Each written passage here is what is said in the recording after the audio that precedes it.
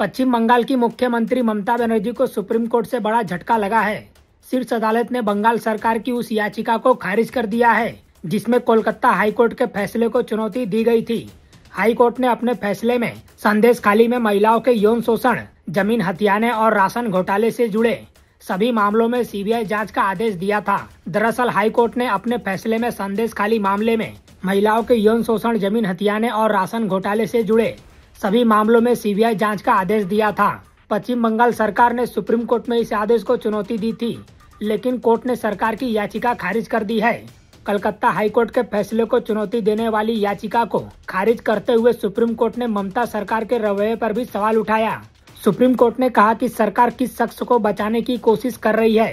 सुनवाई के दौरान जस्टिस BR गवई की पीठ ने सवाल उठाया और पूछा कि राज्य सरकार इस मामले में इतनी दिलचस्पी क्यों है। आखिरकार राज्य सरकार किसको बचाना चाहती है।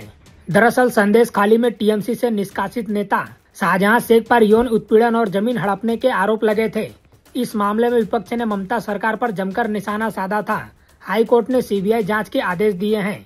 ममता सरकार ने संदेशखाली मामले में सीबीआई जांच के आदेश के हाईकोर्ट के फैसले को सुप्रीम कोर्ट में चुनौती दी है। इससे पहले इस मामले को लेकर सुप्रीम कोर्ट में 29 अप्रैल को सुनवाई हुई थी।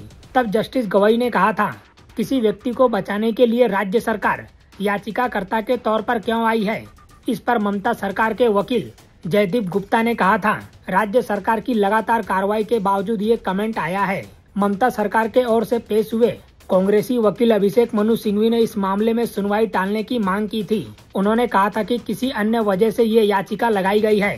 सोमवार को हुई सुनवाई के दौरान सिंघवी ने कहा, सिर्फ संदेशखाली ही नहीं, यह याचिका राशन घोटाले से भी जुड़ी है जिसमें 43 FIR दर्ज है। हालांकि सुप्रीम कोर्ट की बेंच उनकी दलील पर सहमत नहीं हुई और याचिका खारिज कर दी।